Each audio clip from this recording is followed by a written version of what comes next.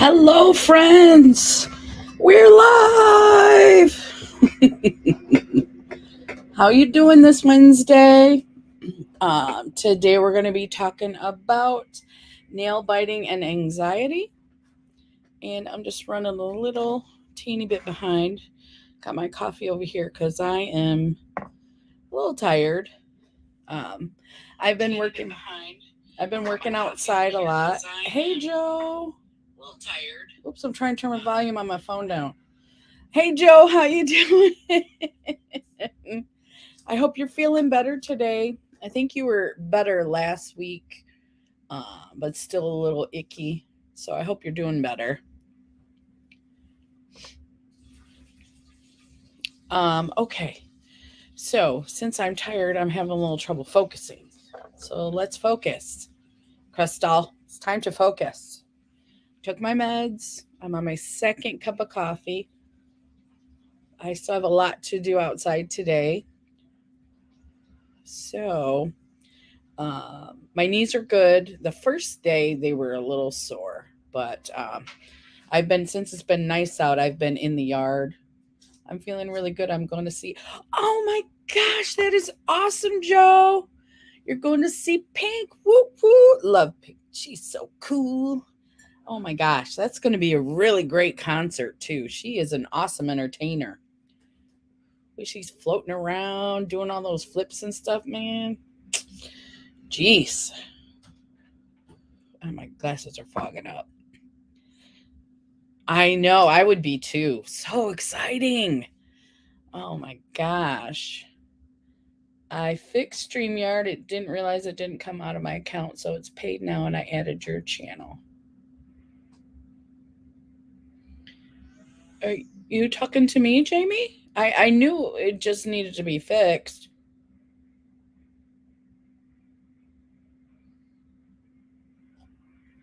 So I'm not sure what you mean by I added your channel. So let me know. Um, all right. So I found some good articles. I personally am not a nail biter, but I am a cuticle biter. So they hurt. It hurts really bad. So I don't do it because of the pain factor. So that's good. My face though is for some reason I don't feel the pain on my face, but on my fingers I do. So I use cuticle nippers now instead of if I do this and bite them, it just makes hangnails and they get worse and worse and infected. So if I have a cuticle hanging, I use nippers. I have some in my living room, my bedroom. That keeps me from biting them. And a good manicure will also help me not to bite them. I just cut them all down. They were getting real long. So, yeah. So I do not personally bite my nails, but I have seen people who do bite them. And like, let me not use my middle finger, but so this is the white part is the nail. Okay. And then but people who bite them all the way down, like into there, I have seen that. And I'd like to just learn some more information about it. So that's what we're talking about today, how nail biting and anxiety, and we're still on the body focus repetitive disorder. Oh,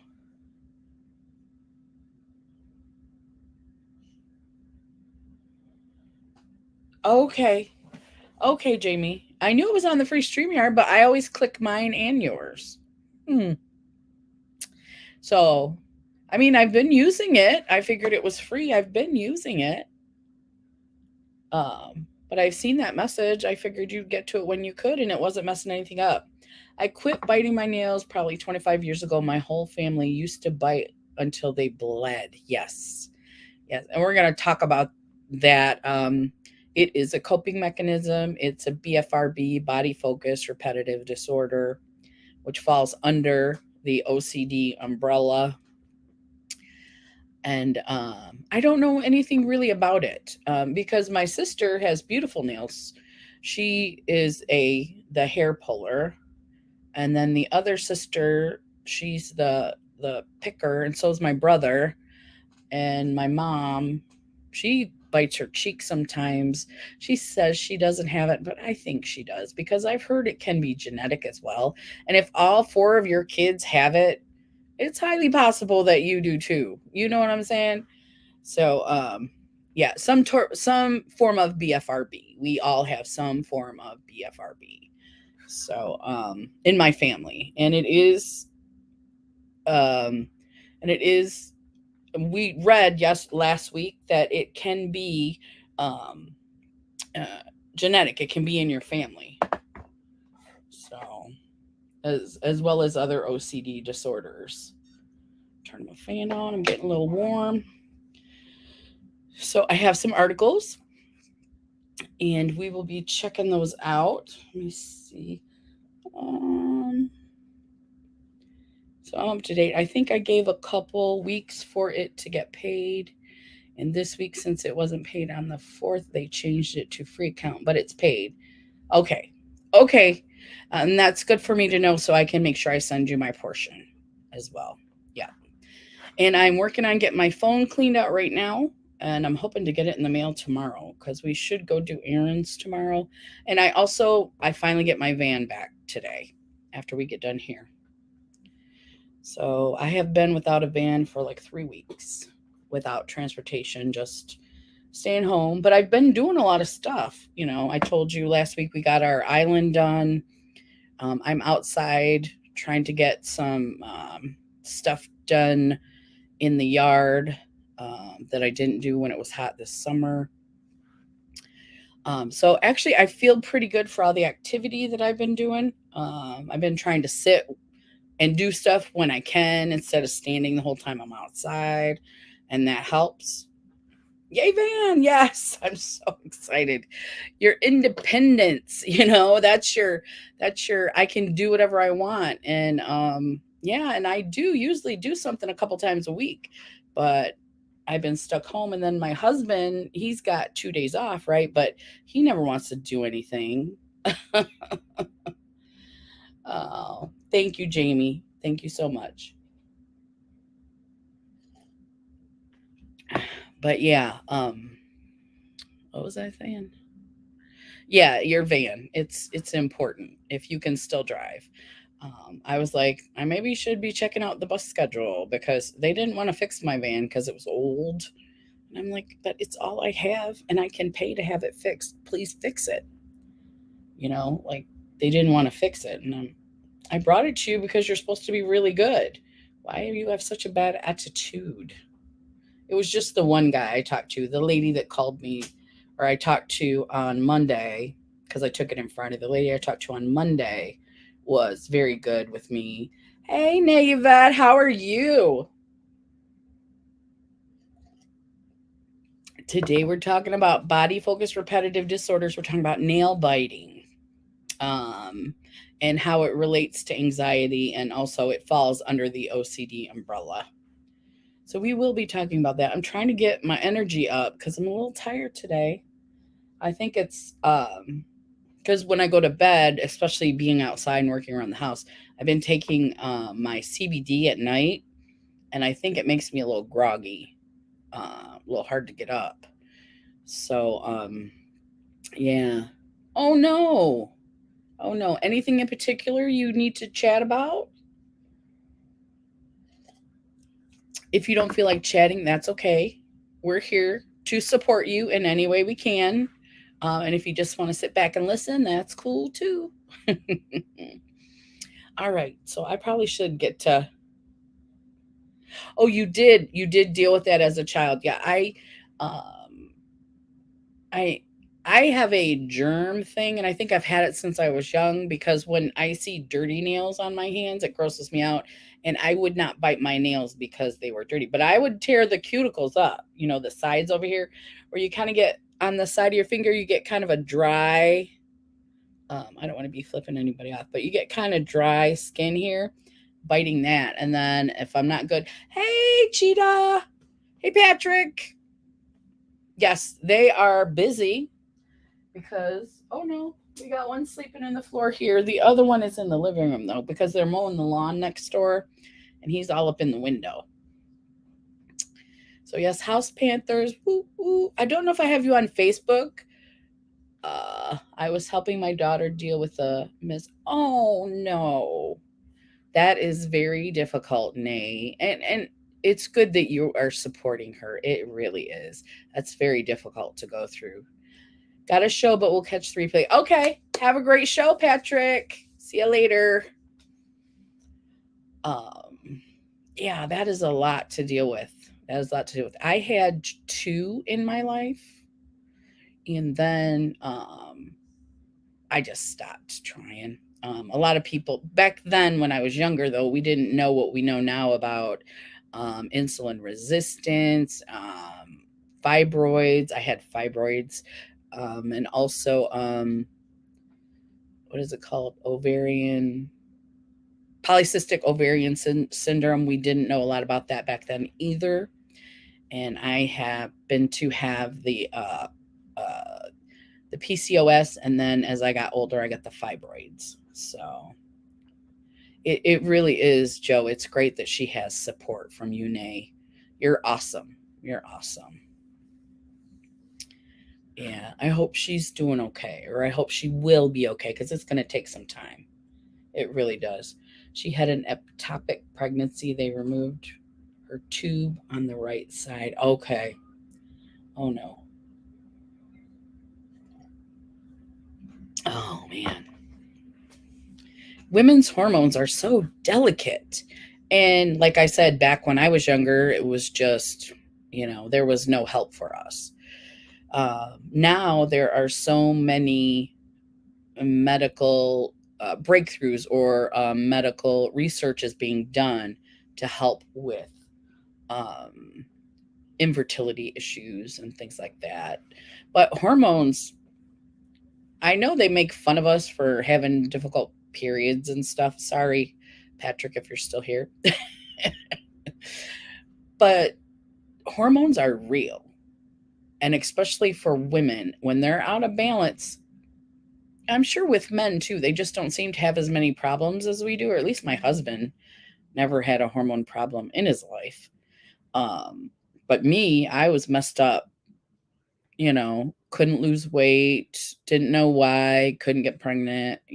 We finally just were like, you know what? We're happy. We don't have to have children. Even though at that time there was a stigma connected to that. But we got over it. And then now I have my stepdaughter, Julie, we didn't even know existed. And I have a granddaughter. So yeah.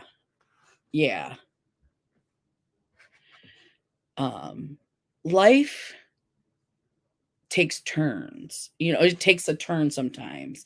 So even though we didn't have that child, we've got great grandchildren, and Julie is a great stepdaughter. Awesome. Let's see. I'm nervous for Ozzy. He went on a date with someone he grew up with, and I can tell he likes her but doesn't know how she feels. I just want him happy. I give up on Jaren. Ozzy will be fine. He is a grown man. He is. He is a grown man, and he will be fine. But he's gonna date. He's gonna get some frogs, some lady frogs, and he's gonna get. That's how you find the one, though. So, girl, my hormones are real because I feel these hot flashes 100. Yes, Joe. Yes, it's crazy how they can become imbalanced so easily. And like I said, again, recently, maybe in the last, let's see, so I'm 54. I was diagnosed when I was 40. So, and then this gynecologist was ahead of her time. So I would say the last 10 years, they've made progress. And then, like I said, I ended up, when they removed my, what's that called? Uterus? I know too much lady talk. I'm sorry, guys. That the fibroid, and I may not have talked about this, but I'm going to tell you anyway. It's gross. The fibroid was as big as a grapefruit. It took 3 doctors to remove my uterus. It was so big, and that fibroid was so huge. And then when I got on the scale after the surgery, I lost 25 pounds from them removing that.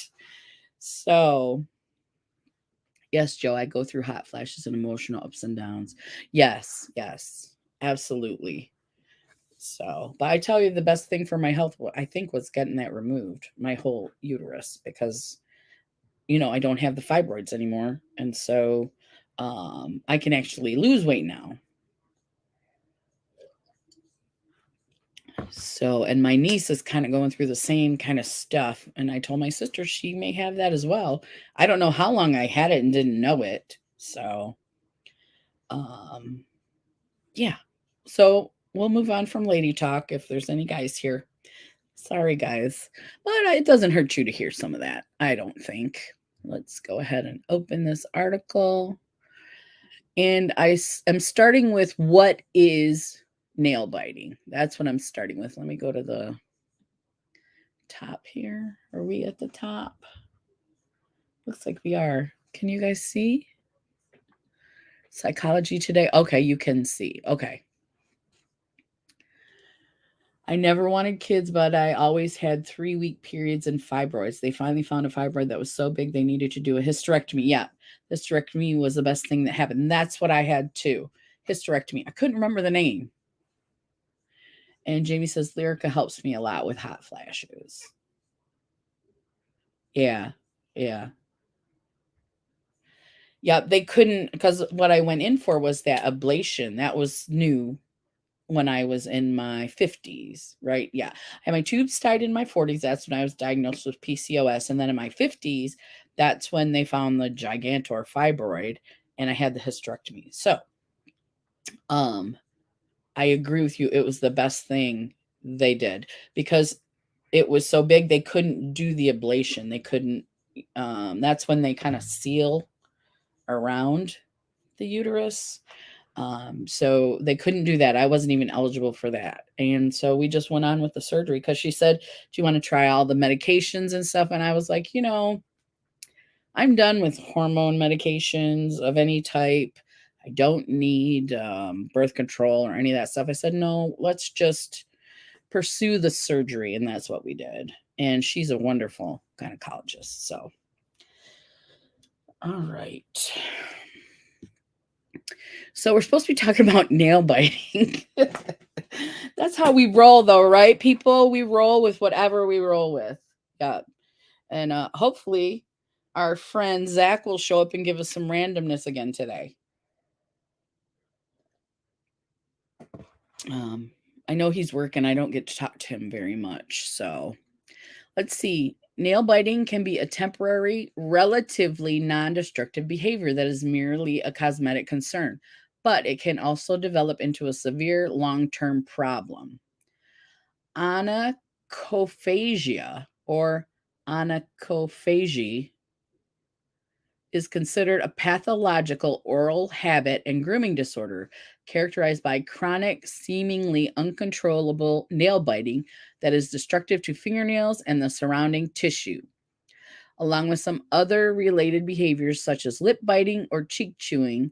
Anacophagia is classified in the DMS-5 as body focused repetitive behavior disorder, BFRB, which falls under other specified obsessive compulsive and related disorders, which is OCD.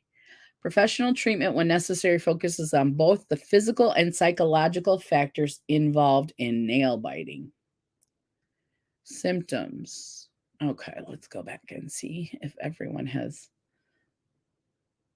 Hello, Brandy. How are you doing this morning? Or this afternoon? I'm sorry, ladies. I'm still groggy, so I keep saying morning. Have to show you some love and say hi. Family's on the way down. Hello, beautiful Brandy. I hope you have a good visit with your family. And I hope those pets quit bugging you. You said they're on your nerves. I know you have a lot of them. So, yeah.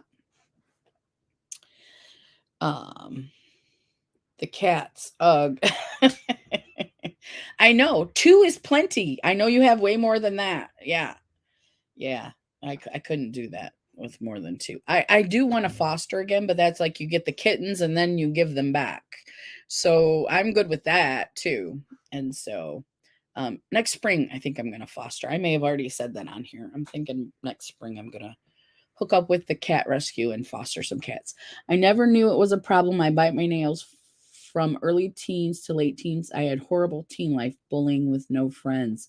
Oh, Yvette, yeah, it was a coping mechanism. It was how you were dealing with stress. So I don't want to say that it was a problem, but it was a coping mechanism. And now long term, people who bite their nails long term, like into they end up, see how I need to quit flipping you guys off. But you see how long the nail bed is, they end up with nail beds like this because they bite them back so far. So it's because they dump nearby, but we are fixing 4 of them soon. That's good. That's really good. That's what I would do too. Have a great day, Brandy. Love you too. So, I think that it's common in young people, but you will find adults who have anxiety, and I think they're related, just like my face picking is related to my anxiety. As my anxiety increases, it gets worse. So I'm thinking that nail biting, I don't have it, but I believe it's on the same, because that I told you I bite like the little dry skin on the sides. If I'm stressed out, I will just chew. So I just don't bite my nails because I don't know, the dirt under your nails grosses me out. And that's just a me thing. It's not, it doesn't mean anything. It just is a crystal thing. Yeah. So, yes, I would bite until bleeding finally stopped in my 20s. Yeah. I think we either outgrow it or we find better coping mechanisms. That's what I want to say. So, as far as the face picking, I have found better ways to deal with it. Like I told you, the little patches, they are my number one go-to. I've actually been using them lately here. I had one right here, up here. So, yeah, I think we use them as coping mechanisms because, and I want to read more about nail biting, but I do know that skin picking releases a chemical in your brain that makes you feel good. Hello, Lori. How are you doing? It's so good to see you. We're talking about nail biting and anxiety today. I'm going to go on to the next part of the article. Yeah. Okay, let's go. Symptoms. Onychophagia, which often results in visible damage to fingernails, cuticles, and the surrounding skin, may occur on its own or may occur when other BFRBs, such as hair pulling and skin picking, symptoms of onychophagia are both psychological and physical, in addition to a compulsive urge to bite their nails. People who chronically bite their nails may experience distressful feelings of unease and tension prior to biting, feeling of relief or even pleasure after biting, feeling of shame, embarrassment, anxiety, and guilt, often related to the appearance of physical damage on skin and nails caused by biting, fear of others seeing one's nail or being disgusted by them, strained or complicated family and social relationships, either due to intentional social withdrawal or to others shaming or mocking the individual for their behavior. Tissue damage to fingers, nails, and cuticles, mouth injuries, dental problems, abscesses, and infections. Nail biting may occur without consciously notice or may be a focused behavior. It usually begins in early childhood and intensifies during adolescence. Although it may continue through adulthood, the behavior most often decreases with age. In many cases, it stops altogether in late adolescence or early adulthood.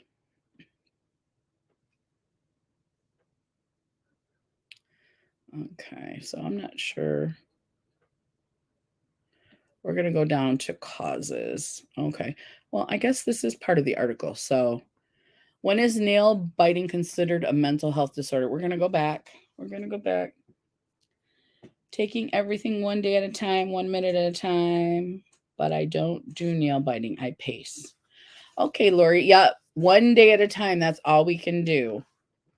And sometimes 1 minute at a time is all we can do. And that's okay. There is nothing wrong with that. Take your time.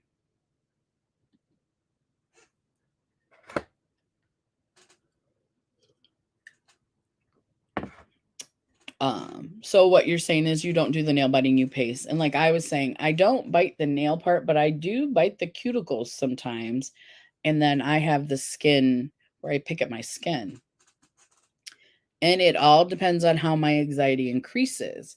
Now, like I said, the nail biting, they said usually in early adulthood, maybe it usually stops.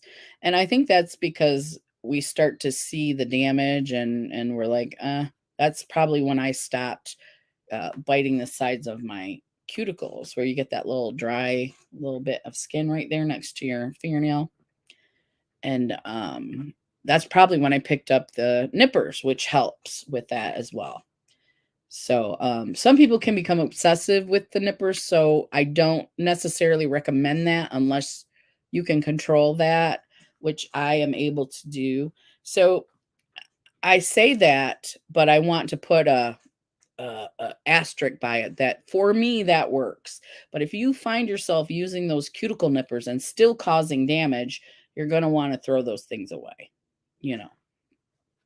because that can happen as well.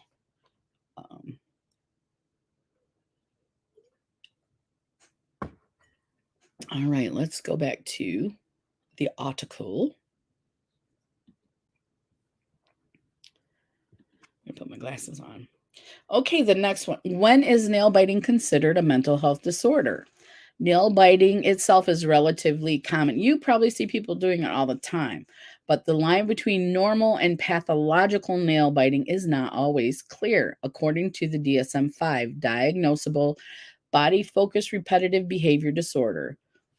Excuse me. We're going to skip that part. Triggers clinically significant distress, interferes with functioning in at least one important life domain, and is characterized by repeated failed attempts to stop the behaviors. Thus, those who feel intense shame, guilt, or anxiety about their nail biting feel unable to stop and find that it interferes with one or more areas of their life may benefit from seeking treatment. And those things also apply, like what we were talking about, to the skin picking disorder as well. So that's why it falls under the BFRBs. What are the side effects? Possible physical side effects of nail biting, including damaging or disfiguring nails and skin infections, fungal infections, and mouth pain or tooth damage. Individuals who swallow the bitten nails may be at risk for stomach or intestinal infections as well, because nails and fingers often carry bacteria or viruses. Biting them may transmit pathogens into the body, potentially increasing the risk of internal infections and gastrointestinal problems. Let's see. Can nail biting cause long-term damage? How common is nail biting? Let's just see if the long-term damage. Serious or long-term damage from nail biting is rare but possible. Fingernails themselves are resilient, and biting has been found to have long-term effects on growth once the behavior has been stopped. Infections to the skin, stomach, or intestines pose the greatest long-term risk, but are usually treatable in some cases. Nail biting may lead to tooth damage, such as teeth that will require corrective care. So it can, let's see. Nay says, and that's when I stopped. I didn't like how my hands look. Yeah, I think that that's part of it. And then again, if you're doing it unconsciously, you may not even, let's see. Laura said, my mom used to be a nail biter and wound up getting acrylic nails, and that stopped her. Now, Lori, my sister does that, gets the acrylic nails, but that's so she doesn't pick at her face. It makes her fingernails thicker so she can't, like I have little razor blade nails. So they're perfect for getting at those scabs and things. So I do know artificial nails do help, and I have heard that as a mechanism to be coping. Let's see. Might not be able to type for 20 minutes. Meeting my mom at 2:30. I will message when I get there when I'm waiting for her to get there. Okay, Jamie. Hey, Phyllis. How are you today, Phyllis? Let's see. Nay says, wow, I did have gastrointestinal and have to get minor surgery. Oh, wow. Nay, do you think it was because of the nail biting? Yeah, that's very interesting. It's like once we start delving into these things, like I said, I don't bite my nails, but the skin around my nails is also included in that. So I do that. So it's like you think something is one way, and that's why we're here. That's why I look up the articles and we read through and we find other things about it, because there's so much we don't know. Mental health is such a huge um umbrella, let me say. Just it's so big, and there are different things that fall under it, which is another reason I don't understand why they don't do more research into it, or why we have so much stigma attached to it. Yeah, I really don't know. Maybe, yeah. It's just something that you can think that, well, maybe that did. Maybe. Um, you could maybe also ask your doctor, but it's just something that gives us a little bit more of a we open our eyes to the new knowledge and see that what can happen when things are done, different things are done, and how it affects our mental health as well. Because I don't know it all. That's why we're reading the article.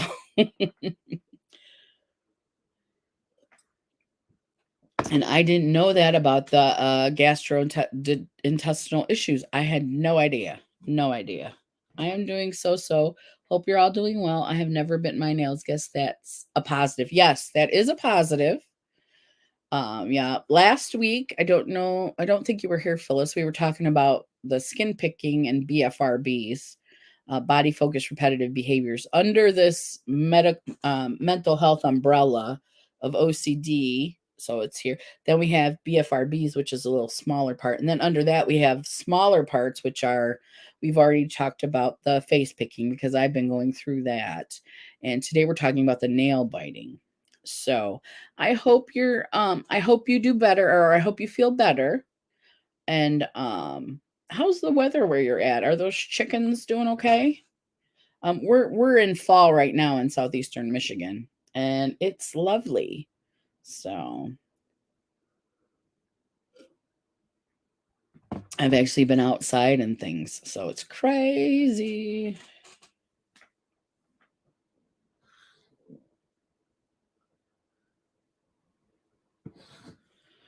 Oh, Joe says hi, everybody. Everybody who's come in, everybody who's hanging out with us today. All right. So let's check out another part of this. We already read that. So we're going to go down to causes. Okay. Let me make sure we hook that up better. So causes, these are things that they think cause nail biting, but I have to tell you, they really, I still think there's so much unknown as far as causes of any mental health, because our brains are so complicated. And also, we were talking about hormones earlier. I think that has a lot to do with our brains, what's going on up in there. So, okay, let's go to causes. The face picking is my daughter. It's cooled way down here in Tennessee and so much more comfortable. Oh, Phyllis, that's great. Yeah. We're in the 70s. We're gonna hit high 70s, but hopefully not much. Oh yeah, Lori. I don't know if you're gonna get a break in Florida. It's been hot all summer, hasn't it? I hope you get some cooler temps soon, because once you get out that heat, it's just so nice. Hey, Hippy Dippy, how are you? Good to see you. So, we're talking about nail biting today, and it's a body focused repetitive disorder and how that relates to our mental health. It's still mid 80s here in Middle Tennessee. Actually, that's not so bad. I mean, um, I don't mind middle 80s. It's high 80s into 90s. We had probably the first week of September, we were hitting 90 degrees here. And I was like, I'm done with this. I am done with this weather. So, yeah, I'm enjoying the 70s, 75, 76. We got the big puffy clouds that always comes with this type of weather. It's a little cool in the morning, and then later on it warms up, but at nighttime it's cool. It's nice sleeping weather. I haven't had to run my air conditioner in 2 weeks, so hopefully my electric bill will go down. Yeah, it's been kind of high with this big house. Woo, goodness. But I need my air conditioning, honest. I do. I don't know. Usually October we get a week break. You really don't get too much of a break till December or January. Oh, okay. Okay, Lori. So your fall doesn't come till our winter comes. So, yeah. Yeah. Do you like to get outside in December and January then in Florida, or you still pretty much stay inside? 77 here now, but gets to the 50s at night. Yep. That's what we've been doing. And then this week, I think it's going to be in the 60s overnight, which is still nice. Can't complain. It's 70s in NYC, rain off and on. Oh, you're getting a lot of rain. Now we got a lot of rain before we hit that, or was it while we were in the 90s? It might have been while we were in the 90s, and then we got a bunch of rain on and off, and then it cooled down. So, yeah. Can you hear that, Brat? What are you doing, buddy? You want to come up here and get in the picture? Come here, mister. Come here. You guys don't want to watch me try and get my cat up here. Okay. Let's go back to the article. Okay. Causes. All right. There may be a genetic link to an onychophasia. Some people appear to have an inherited tendency towards developing BFRBs. We did talk about that, as well as higher than average rates of mood and anxiety disorders in immediate family members. Nail biting is frequently associated with anxiety because the act of chewing on the nails reportedly relieves stress, tension, or boredom. People who habitually bite their nails often report that they do so when they feel nervous, bored, lonely, or even hungry. Now, I didn't know that. Nail biting can also be a habit transferred from earlier thumb or finger sucking. When nail biting can occur without symptoms, while nail biting can occur without symptoms of another psychiatric condition, it can be associated with attention deficit hyperactivity disorder, oppositional defiant disorder, separation anxiety, and neurosis. I'm not sure what that is. Tic disorder, and other mental health issues.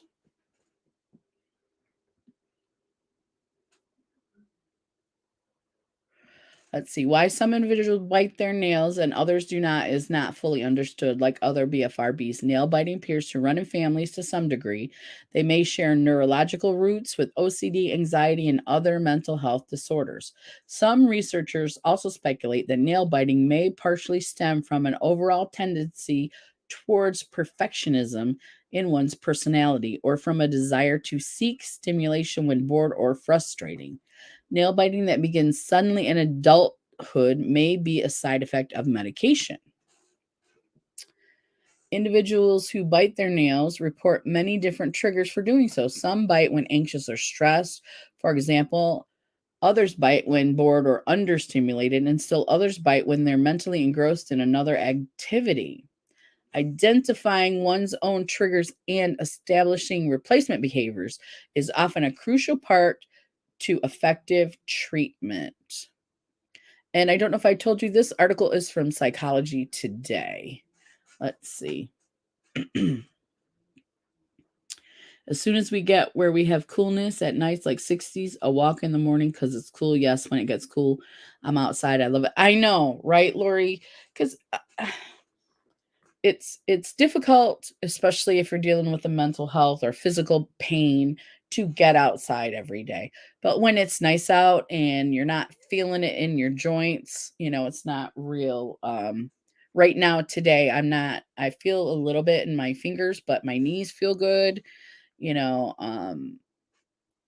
and I'm using stuff to assist me outside. It's always great to do that. Phyllis, do you know where Athens, Tennessee is? Joe wanted to know if you know where Athens, Tennessee is. All right.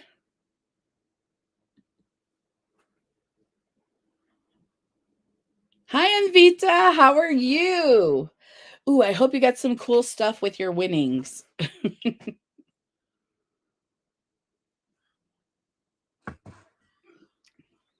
Yes, Joe, it's south of me. Oh, okay, so Phyllis does know where it's at.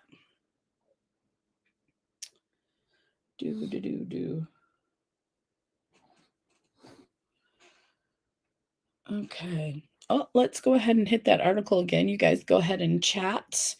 And then when I come back, I'll see what you wrote. Okay. Treatment.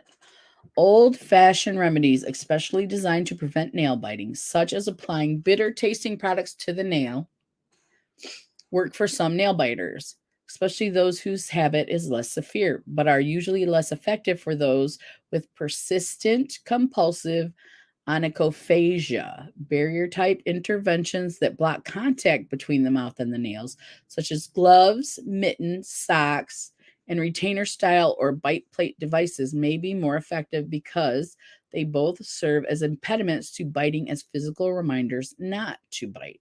However, they may be challenging to use consistently or over the long term.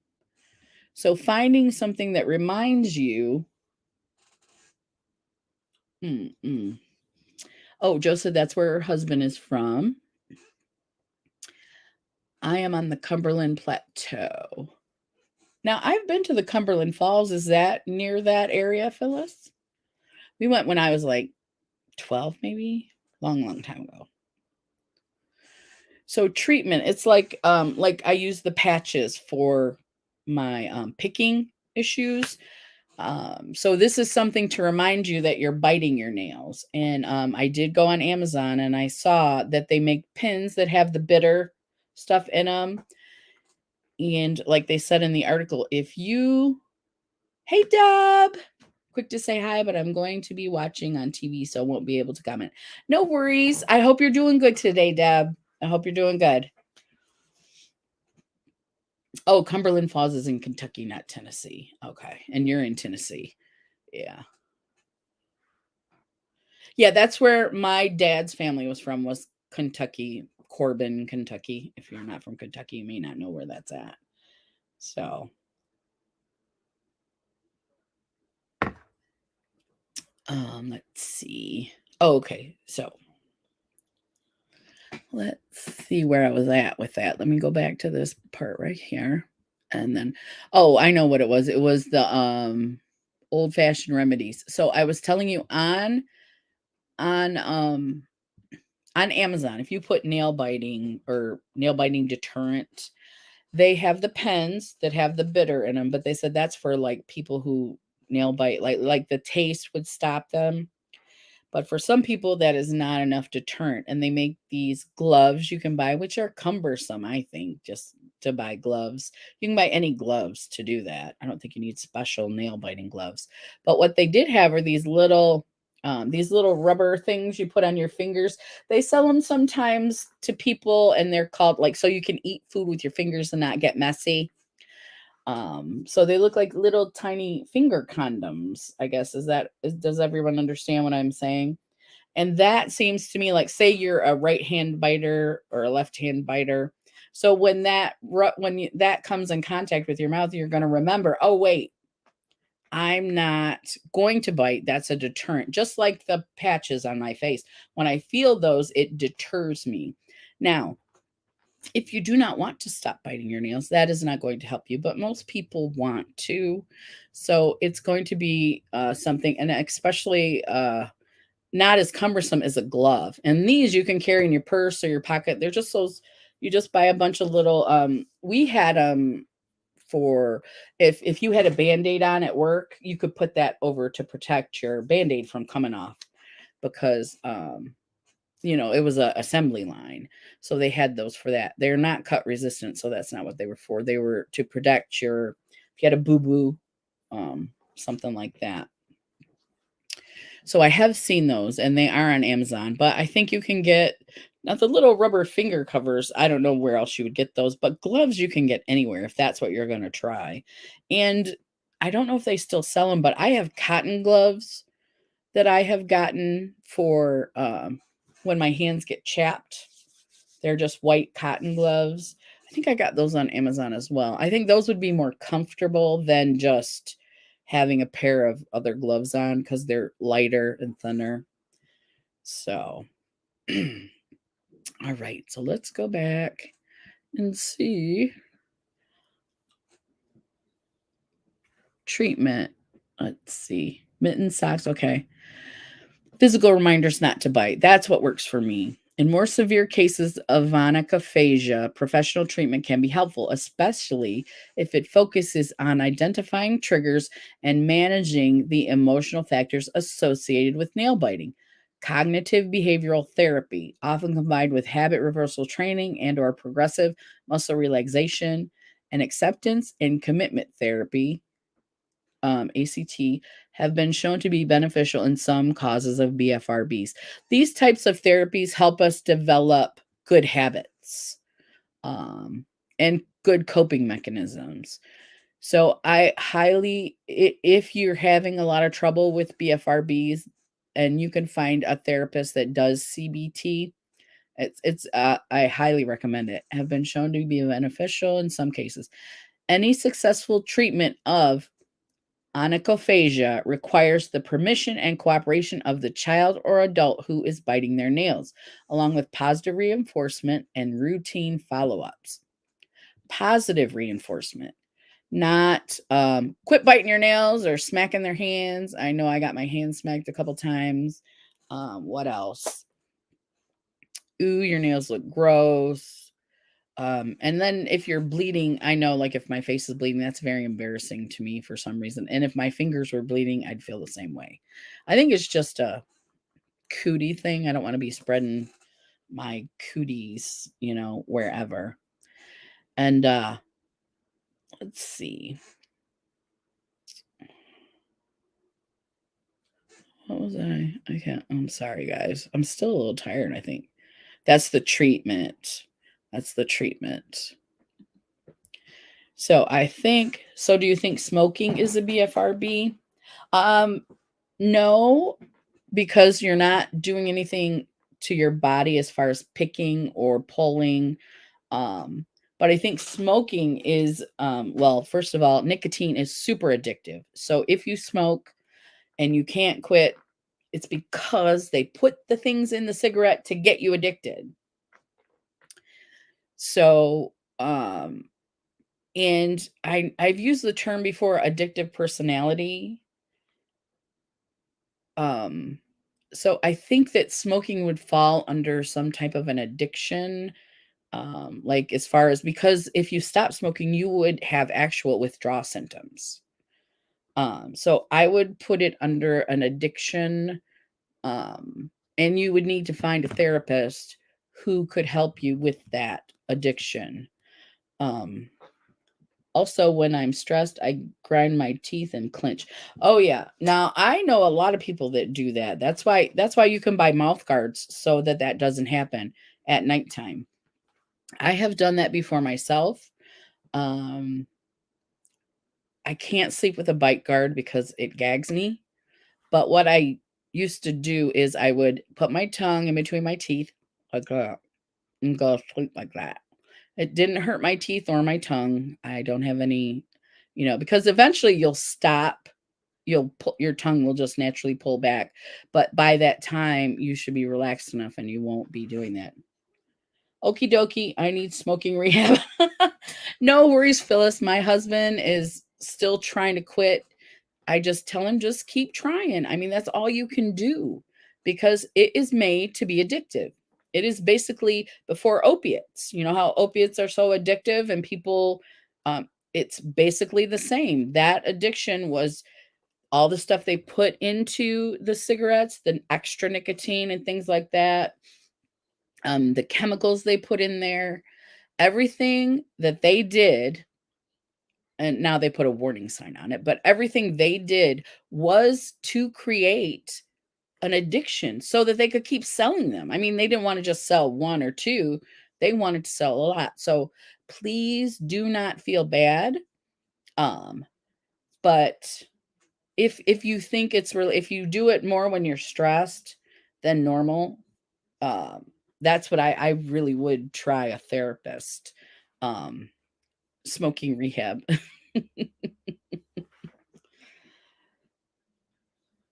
Yeah. Yeah, so that's what, don't feel bad about it though, because when you feel bad, then that's when you're gonna have trouble quitting because you're gonna feel guilty, shamed, and you're gonna want to smoke more because of that. So it's, remember that back in the day, I don't know if they do it now, but they do put the warning on now, may cause blah blah blah. I don't know what the warning says because I don't smoke, but I know they put a warning on it now, and they got sued for tons of money because they were adding nicotine to these cigarettes to make you more addicted. Just like the whole opioid crisis. You know, they basically doubled or tripled the heroin in a capsule, put a time release on it, and then said, "Oh, it's not addictive." I've been watching a lot of shows on Netflix about the opioid addiction. Okay, I pull my night guard out when I sleep. I have an extreme addictive personality. I have to do everything big and the best. So yeah, so Joe knows what I'm talking about. And I can't say I'm not an addictive personality because I love to eat, love coffee. I can't barely do without my coffee. So like you said, extreme addictive. So I totally understand with the smoking. They did a super good job, Phyllis says. Who did a super good job? Let me know, Phyllis. But yeah, yeah. And I have a cousin like that. Everything big, overdone, you know, and but she is in, let's see. She has been sober, I want to say for 8 years now. So, I won't say her name, but just to know that. Um and she is my cousin, so she grew up with my dad's brothers who were just like my dad, and so, you know, they were drinking like crazy. Oh, I finally finished my coffee. I'm talking a little faster now, am I? The cigarette man. Oh, yeah, yeah. Oh, they did. And they knew that's why they were sued for so much money, because they did it on purpose. They were trying to say, oh, no, just like the opioid people. They were like, oh, no, it's not addictive, blah, blah, blah. They were trying to say they didn't know anything about it, but they did. And they intentionally made it worse. Yeah. Oh, yeah. Mm-hmm. Mm-hmm. Yeah. That's why there's a lot of stigma with cigarette smoking, where it used to be much more common and it used to be much more acceptable. I don't think stigma helps you to quit, though. That's my whole thing. So if I'm around someone who smokes, I'm like, you're fine as long as it doesn't blow into my face. I'm good. You know, you do you. Because I have plenty of addictions and I am not judging, but it's very difficult to quit. I know that from my husband's experiences. He's tried, he'll go through a period, but if something serious, something traumatic, something huge happens, all bets are off, you know. Yeah. Yep, they totally set everybody up. Mhm. They did, Phyllis. Oh, let's see. Extremely addictive personality here. Okay, Phyllis. So we have two people who are in the extremely addictive personality. I would have to say I need my coffee, so I might be extremely addicted as well. But you can be addicted to different things, you know what I mean? So, yeah, don't feel bad about it. Just do your best. If you want to quit, just don't stop. They say don't stop trying to quit. Keep trying to quit, you know. One day it might stick. and hopefully it will. But if it doesn't, don't feel bad about it, because that just makes it worse and you want to smoke more. So I do my best not to annoy my husband, but the smell, excuse me, the smell really, I really can't stand it. So, yeah, there's that. So I used to be really bad about it, but I'm much better now about, being nicer to him and understanding that it's an addiction. He's not the only one who's addicted. I have addictions too. So I do, but I don't want to. Oh, okay. Okay. It's like you want to for some reason, and then when you get stressed, you're like, I don't want to. So yeah. I understand, Phyllis. And it's gonna be hard. It's gonna be. So you do you. And like I said, some therapy, and he won't do therapy for smoking cessation, but some therapy could help with the triggers. It could. I'm still here. No worries, Jamie. We knew you were driving or going somewhere, so don't worry. Yeah. So don't worry. All right.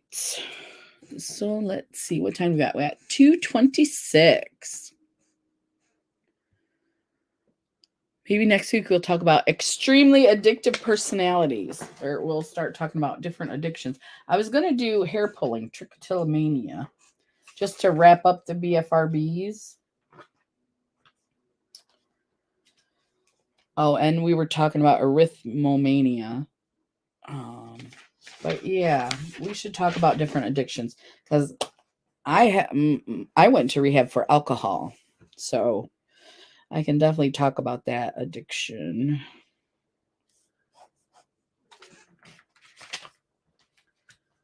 And just how it plays a factor in our lives. And we can read some articles and learn some stuff too. So, but I think next week we're going to talk about the hair pulling, because it's right in there with BFRBs, and then we'll wrap those body focus repetitive disorders up. Because I do know, like I said, I have a sister who does the hair pulling, but I don't know a lot about it. I have never been a hair puller, and that's because just because I'm want to look nice. But when it gets bad, but when the picking gets bad, you don't care what you look like. That's why when the nails get bad, hair pulling, no, it's not the kinky kind, Jamie. No, it's the kind that gives you bald patches. So yeah, we'll definitely be talking about that. So but yeah, Phyllis, we'll hit that addiction. We'll talk about that too, because that's a different type of therapy. I've kind of been through the gamut, so I can definitely speak to that. Let's see, what else do we have? We talked about treatment already. Therapy. Oh, and that's it. Okay, so that's it for that article. Let's go here. My friend's kid hair pulls until she has bald spots and she would eat it. Yep. Mm-hmm. Yep. And it happens in adults as well.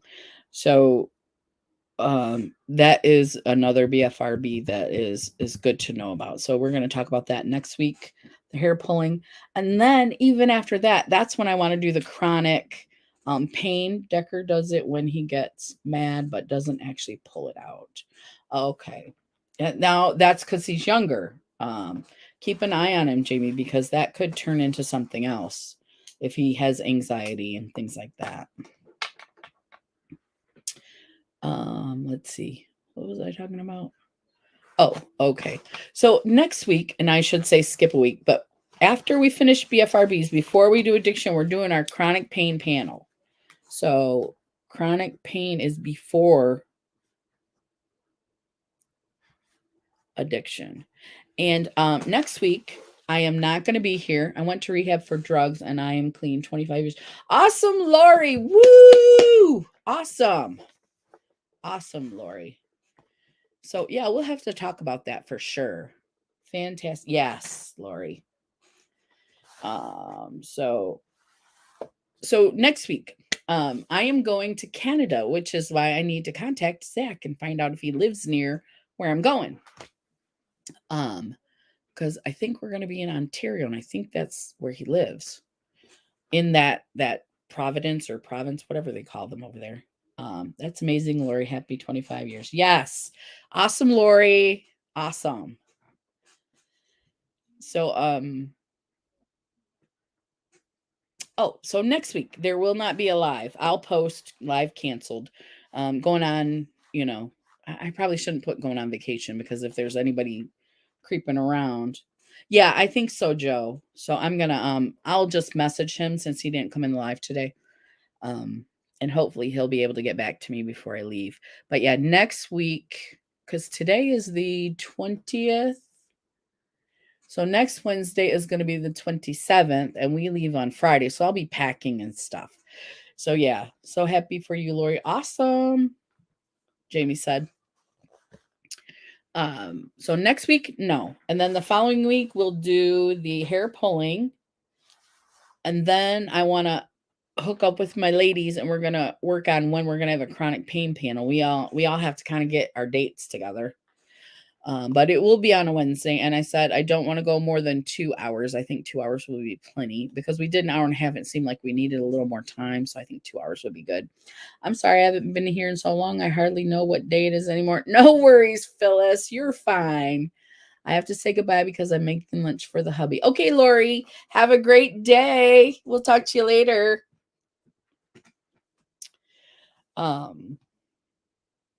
So yeah, going to Canada. Won't be on live next week. I will post canceled, so you can, if you forget, it's on my community tab. Because that's where I'll put it. I won't put it on Instagram or YouTube because it's just being canceled. It'll be on my community tab. So so then the following week after that, we'll do Trichotillomania, and then we'll figure out the chronic pain panel. Gotta go, buddy. Has to poop. Okay, Joe. Get him outside. That's why I'm meeting my mom. Don't want to be alone today. Oh, okay, Jamie. Have a great day. All right. Oh, today is 6 years that John died. Okay. I see it. Yeah. Are you is it her lunchtime? Is that what you're meeting her for lunch? Okay. So that's my plan. So we're gonna start with the nail biting. We did nail biting. We're gonna do hair pulling, and then chronic pain.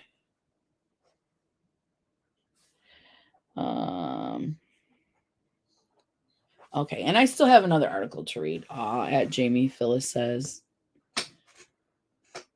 she just got off work and needs shoes for the wedding. Oh, okay. Okay, you guys are getting ready to go to wedding. Is that this weekend coming up?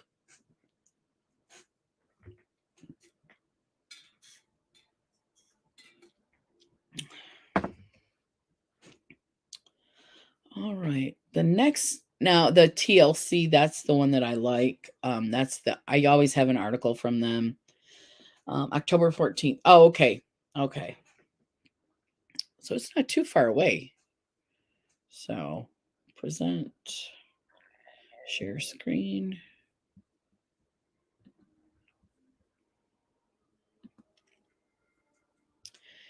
The TLC Foundation for Body Focus Repetitive Disorder. But that's not a... Oh, she's not a procrastinator like us, right? She wants to get it done early and not wait till the last minute like we do. Oh, I watched Glow Up too, and I finished it. I wish it was more than 8 episodes. I really do.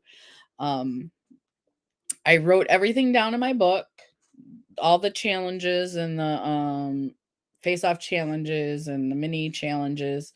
So yeah, as soon as you can get your phone situation situated, then yeah. Did you? Me too. Yeah.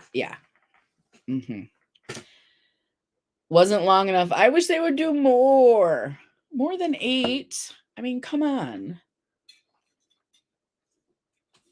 Or at least do two times a season, because 8 is just not enough. I watched that in 2 days, and I still watched the news and everything, but it went by so quick. So quick. And then the girl that won was the one who was awesome through the whole challenge, though.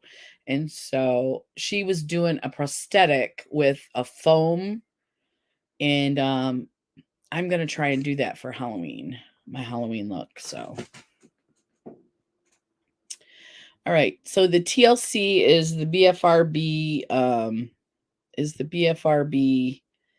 website that I do like besides Picking Me.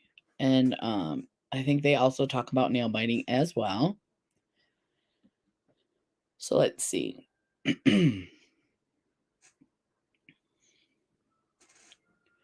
While few scientific studies have examined nail biting, and that's a problem, we need more scientific studies, it is believed to be a common behavior that typically begins in childhood and involves damage to fingernails by means of habitual biting. It is estimated that 20 to 30% of the general population engages in chronic nail biting.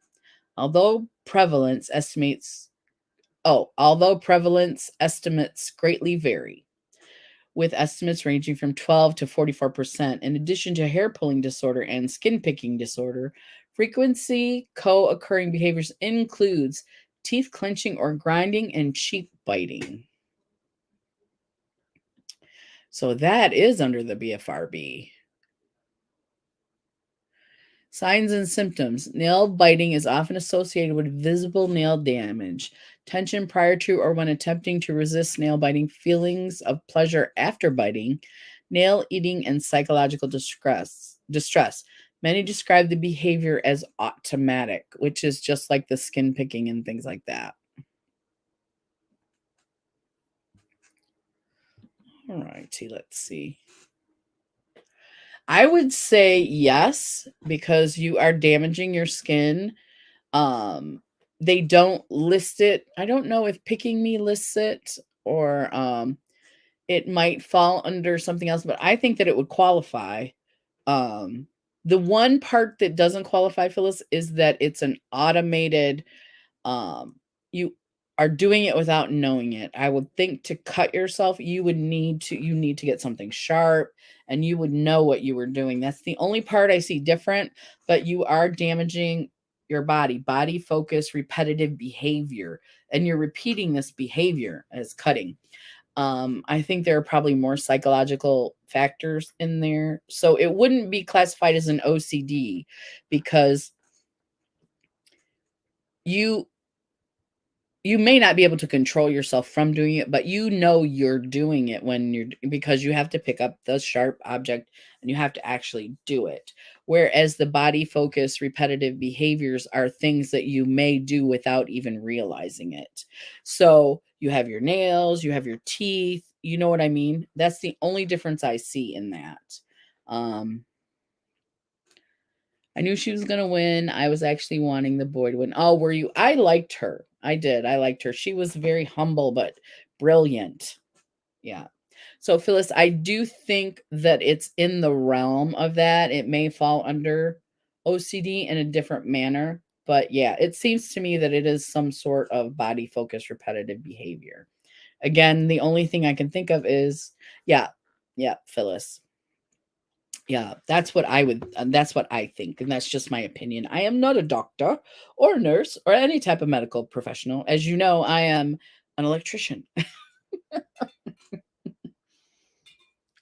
I just have a lot of mental health issues, and I love to delve deep into why we do things and how we can sometimes correct them. And I think when I was like in high school or something, they said that I would make, you take one of those tests, and I would have made a good medical examiner, which now I would have loved to have done. But when I was that age, I was like, ew, you know. But instead, I became an electrician, which is, you're fixing stuff, you're still putting stuff together, taking it apart. But yeah, I would have loved to be in the medical profession in some type of but anyway, that's why I'm curious. I'm curious. Okay. Okay, so with the TLC, let's go back and see what else they have to say. We have 20 minutes. Feel free to put any questions you have down in the comments. I'll be right back after I read a little bit here. Impacts and effects of nail biting. One's life may be significant. Oh, wait. The impacts may be significant in one's life. Individuals may experience shame or embarrassment, and as a result, may avoid certain social situations or activities that can lead to painful isolation and result in a great deal of emotional distress, placing people at risk for a co-occurring psychiatric disorder such as a mood or anxiety disorder. The most successful management strategies make use of a variety of therapeutic techniques that address actionable emotional and behavioral components while learning how to manage the behavior. It is important to remember that emotional discomfort that influences this behavior is subjective rather than objective. This realization empowers you to choose how you experience these emotions, and it enables you to alter your behavior. So, subjective rather than objective. What that means is that if something is subjective, it is your opinion, your emotions, and then how you deal with them. So, my opinion of this makeup look is subjective. It is my opinion. It is me. So I don't think I'm explaining it right. So my opinion is subjective. It's me, what I think. So what was it in the sentence? Okay. It is important to remember that emotional discomfort that influences the behavior is subjective. It's in your mind. It's how you think. The emotional discomfort is you, how you're thinking, what's going on, rather than objective. So you may think that people hate you, but in reality, no one hates you. But that will cause you stress, and then you will bite your nails, especially if you have social anxiety. Um, Once you realize this, you choose how you experience these emotions and enables you to alter your behavior. Yes, I would think though that that would take time. You would have to develop um you would have to develop coping mechanisms and habits so that the first thing you do when you're stressed is not this, you know. So subjective must mean you, your opinion, yourself. Like, yeah. So if you think things are happening, but they're really not, I suppose that would be subjective. Um, we probably should look it up. So let's see.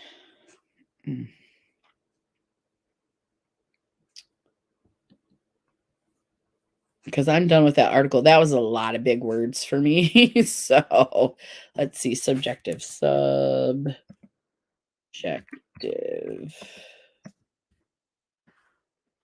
It says objective. Well, let's see what that is. Okay. Streaming yard. Stop screen. Present. Share screen. Here we go. What is the difference between subjective and objective? Subjective relates to personal viewpoints, experiences, or perspectives, whereas objective refers to factual data that is not influenced by personal beliefs or biases. I think that's what I said, but I tried to say it simpler. Subjective is opinion and objective is fact. Yes, thank you. So when you realize your stress is coming from your opinions of yourself, things you don't like about yourself, and you realize the fact is that you are fine. There is nothing wrong with you, the way that you look, the way that you are. Um, that is fact. So thank you, Phyllis. Thank you, Phyllis. Appreciate that. Okay, we have 15 minutes, and I am definitely done with that article. Those big words make my head hurt. I need little words to explain things to me. Sometimes these medical websites can get complicated, and they lose me right away. Once they do that in an article, I'm like, nope. Okay. Let's check out another article. Art of prevention, nail biting causes consequences. Let's see the art of prevention and see what that says. Present. Art of prevention. National Library of Medicine. I'm going to scroll down here. And oh, there it is. It's still there. Okay. You put me here so you guys can see better. So, onychophagia, I'm starting to say it better, commonly referred to as nail biting, is a chronic condition that is repetitive and compulsive in nature and generally seen in children and young adults. We've already heard all that. Multiple factors play a role in the development of nail biting, ranging from ranging from genetic components to underlying psychiatric conditions. Complications of chronic compulsive nail biting range from obvious distortion of the nail bed unit to ungual and oral infections. Dental hygiene is typically less well maintained in patients with nail biting disorders, and teeth may become chipped or notched, and gums may become inflamed. Treatment of nail biting involves a multidisciplinary team to provide social, psychiatric, dermatologic, and dental care. Treatments range from psychotherapy modalities to medical trials of selective serotonin reuptake inhibitors and N-acetylcysteine. Proper nail hygiene remains a mainstay in the prevention of the complications of chronic nail biting. Additional support measures include the support of self-motivation tools and television episodes that help children learn coping mechanisms. That basically was a recap. So, prevalence, the current literature estimates, but there's a picture of someone. You see the part on the top. So, in this picture, you can see where the nail is down below the fingertip. When my nails are that short, it bothers me. Like there's nothing protecting my fingertip. So, if you see in the photo, I don't think you can see what I'm doing. So if you see in the photo, the skin over the top, it starts to plump up, like because it knows the nail's not going to grow there. But this is a sign that you bite your nails way too much, because once that happens, that means your body knows there's no nail there. So yes, absolutely. That is, if you see that in your kids, you might want to chat. Let's see. Although the exact etiology of nail biting is yet to be elucidated. No, those are too big of words for me. Art of prevention. No. Let's see. I shut that down. So 2:49. We have 10 more minutes left. If you guys want to talk about anything, let me know. Present. Let's try this next article. Share screen. Nail biting. This is from Very Well Health. Okay. There we go. Okay. Nail biting starts in childhood.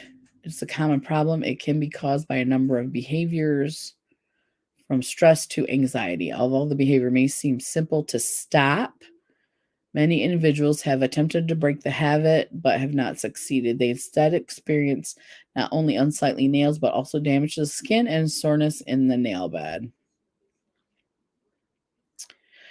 The behaviors started above may be triggered by events that cause stress and anxiety, unlike physical reactions like a pounding heart or hyperventilation, which can result in a fight or flight response.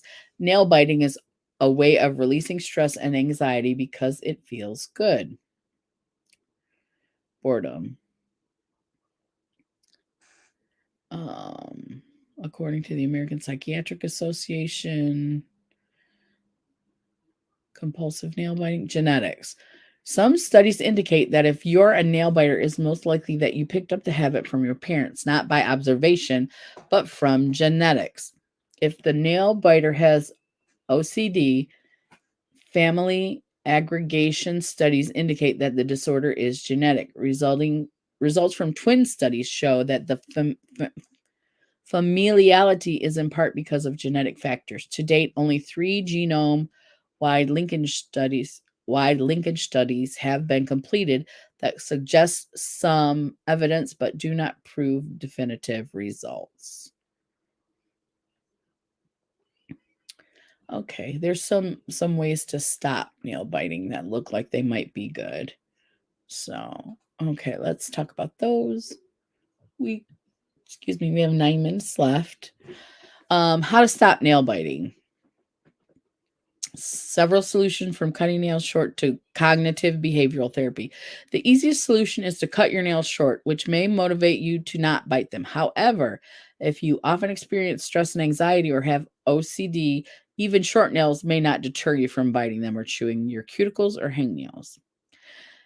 Get a manicure or trim often. Investing the time and expense in a manicure or trimming nails often may be enough incentive to not bite your nails. Another option is to wear gloves to prevent nail biting. And we were talking about that. You can get them on Amazon, or any gloves should do. Keep your hands busy. An easy and effective way to keep your fingers away from your mouth is to keep your hands busy. There are many creative activities you can try to distract you from nail biting, such as cooking, crocheting, knitting, painting, sculpting, clay work. Also, those fidget tools, those will help with that as well. Use bitter nail polish. We saw that doesn't always work. Manage stress and anxiety. One method to stop nail biting is to learn the triggers that make you anxious, stressed, or bored. If you're unable to stop, the nail biting becomes more and more habitual. Talk to your healthcare provider to get a referral to a therapist. With therapy, you can learn cognitive behavioral therapy methods to identify or modify your behavior.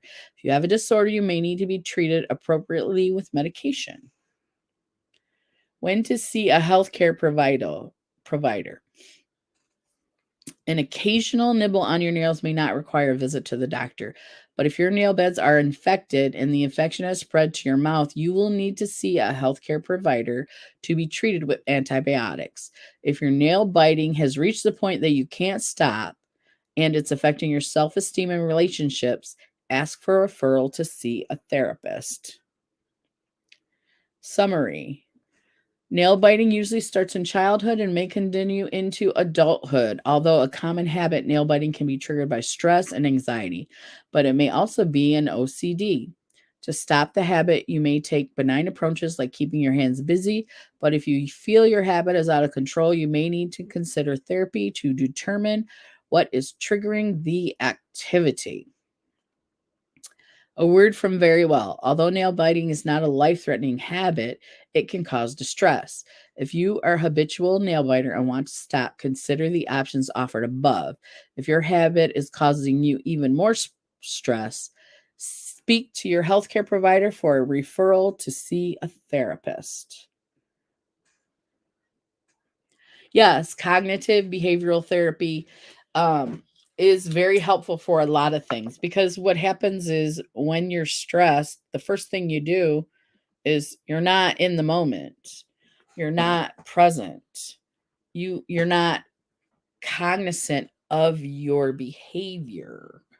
So what the therapy tends to do is to help you, like it said, to help you figure out your triggers, what triggers you to do certain activities, and also to help you develop better coping skills and habits to deal with your anxiety and stress. in a better way and create good health habits. So, yeah, it is very popular. Now, not all therapists use it. They talk about it a lot online, but not all therapists use CBT. So, if that's what you're interested, you do have to make sure that they know about it, that they do it. Um, but I learned about CBT when I was in rehab, and my issues were more using alcohol as a coping mechanism instead of using healthy coping mechanisms that they taught us, instead of reaching for alcohol to solve stress. And so that's when I found out that I was ADA.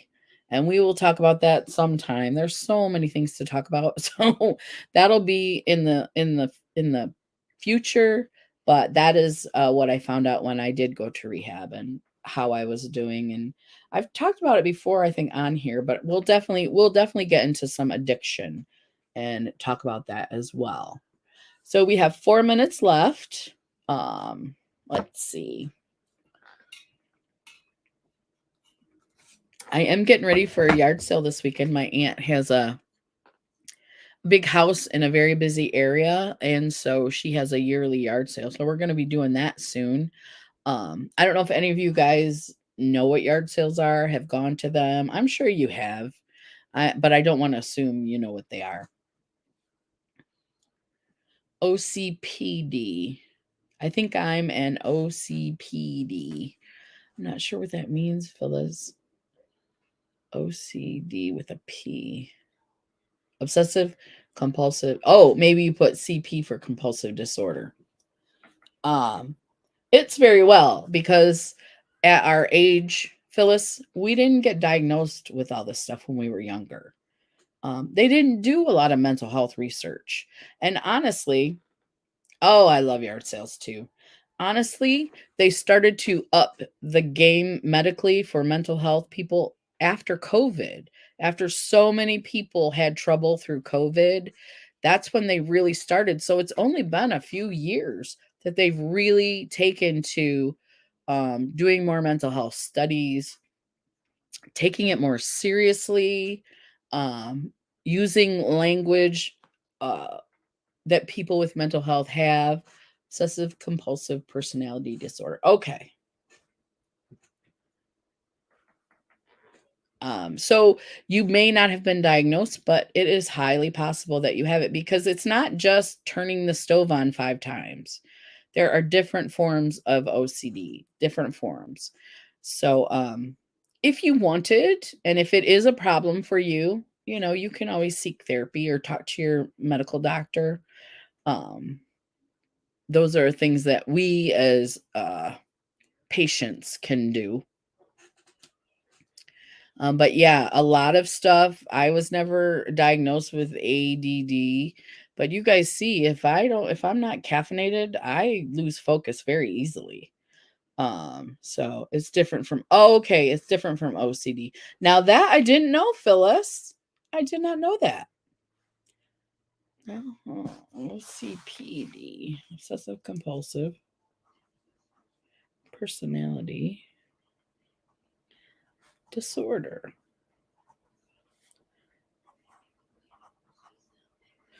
Thank you for educating me. So that will be a topic definitely for a future mental health wellness, because I don't know anything about it. I would love to find out more about that.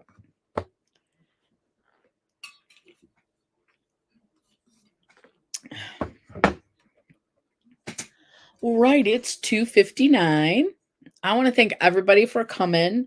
I love chatting with you guys. Whether we hit our topic or not, we do the best we can, right? Yeah. Yeah. Awesome, Phyllis. Awesome. I love that you guys can educate me as well as I can get educated through the articles and we can share. I love that. That's why we do this. That's why we're here. So, yeah, I want to thank everybody for coming. And again, I won't be on next week. I'll post on my community tab that it's going to be canceled because I am going somewhere. And I think that's all I have. So you guys have a great week, a great couple weeks, and I will see you in October. That's one of my compulsive research. Me too, Phyllis. I love looking stuff up and researching stuff. I love learning. If we keep our brain active and keep learning new things, I think that's like the secret to life longevity is just to keep learning new things, even if it's just a tidbit of information. I think that causes different connections in our brains and it helps us. So, yeah. Yeah.